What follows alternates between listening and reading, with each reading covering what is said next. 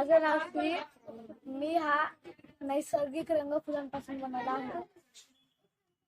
माझं नाव अनय आहे. मी हा नैसर्गिक रंग बीटापासून बनवला. माझं नाव सोनाली साई राजू आहे. मी हा कलर नैसर्गिक फुलापासून बनवलेला आहे. माझं नाव विषय आहे.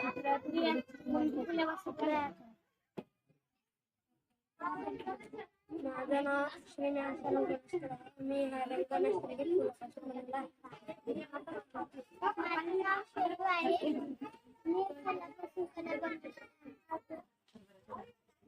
माझं नाव सईफ आहे. मी हा नैसर्गिक देखो मची है आज बाल बाल और गोपियां झूमे सकल समाज।